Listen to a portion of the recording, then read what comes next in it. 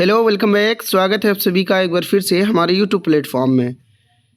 ये वीडियो बिहार के सभी शिक्षकों के लिए काफ़ी इम्पोर्टेंट है, क्योंकि आज से अब से शिक्षकों की जो सीएल, एसएल और अन्य किसी भी प्रकार की छुट्टी का जो मामला है वो पूरी तरह विभाग ने बदल दिया है। अब छुट्टी लेने के लिए शिक्षकों को एक नए सिरे से, नए तरीके से छुट्टी लेना पड़ेगा। इसमें मुख्यतः विशिष्ट शिक्षक और विद्यालय अध्यापक यानी बीपीएससी शिक्षक होंगे। स्थानीय निकाय शिक्षक यानी नियोजित शिक्षकों को इससे बाहर रखा गया है। यानी नियोजित शिक्षकों का तरीका अलग होगा। वो क्या होगा उसको बताएंगे। पहले जान लेते हैं कि नया नियम शिक्षा विभाग का क्या कह रहा है। ये आज का न्यूज़पेपर है, जिसमें स्पष्ट कहा गया है कि शिक्षा विभाग शिक्षक अवकाश मंजूरी की नई व्यवस्था लागू। यानी अब जो है शिक्षकों की जो अवकाश की मंजूरी होगी वो अलग तरीके से होगी। शिक्षकों की छुट्टी पर अधिकतम 7 दिनों में लेना होगा फैसला।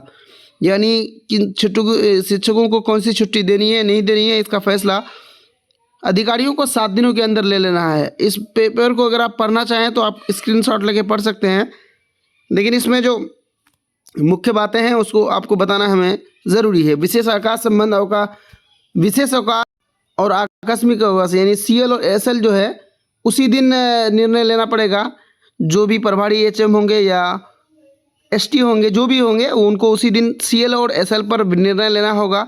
अन्य किसी भी प्रकार की छुट्टी, जैसे आदेश के अनुसार मातृत्व अवकाश, शिशु देखभाल, पितृत्व अवकाश, आधे वेतन पर छुट्टी, रूपांतरित छुट्टी, असाधारण अवकाश और अवधीय छुट्टी आदि पर डीओ को आवेदन प्राप्त होने के कार्य दिवस के भीतर 7 कार्य दिवस के भीतर स्वीकृति या अस्वीकृति का निर्णय लेना होगा। निर्धारित समय सीमा के भीतर निर्णय नहीं लेने पर पदाधिकारी के विरुद्ध कार्रवाई की जाएगी। समझिए कि ई शिक्षा कोष से ही होगा आवेदन। अब ऑनलाइन आवेदन ही होगा।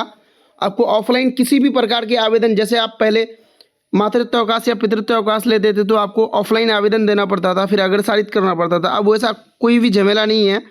विभाग ने स्पष्ट किया कि सभी प्रकार के अवकाश के लिए आवेदन ई शिक्षा कोष पोर्टल के माध्यम से ही किए जाएंगे।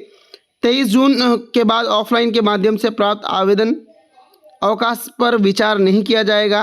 किसी भी प्रकार का भौतिक आवेदन स्वीकार नहीं होगा।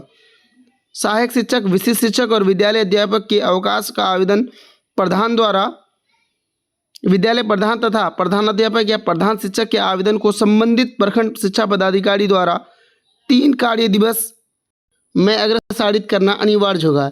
यदि तय अवधि में निर्णय नहीं लिया जाता है तो आवेदन स्वतः अग्रसारित माना जाएगा। यानी अगर आप इस शिक्षा कोष में आवेदन दे दिए हैं तो जो एचएम होंगे, एसटी होंगे, जो भी होंगे, उनको और बीओ को 3 दिनों के अंदर अपना जो है उसमें मंतव्य देना पड़ेगा। अगर वो कुछ नहीं करते हैं तो आवेदन स्वतः ही अग्रसारित माना जाएगा और डीओ के पास फॉरवर्ड हो जाएगा। और डीओ को 7 दिन के अंदर, डीओ या डीपीओ जहाँ भी जाएगा वो 7 दिन के अंदर उनको भी स्वीकृत या अस्वीकृत करना पड़ेगा, अन्यथा उन पर कार्रवाई की जा सकती है।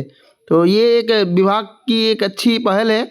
इससे शिक्षकों को दौड़ना कम पड़ेगा, विभाग का चक्कर नहीं लगा, ऑफिसों का चक्कर लगाना नहीं पड़ेगा। और धन्यवाद। अगर आप चैनल में पहली बार आए हैं तो आप हमें लाइक और सब्सक्राइब करके जाएं।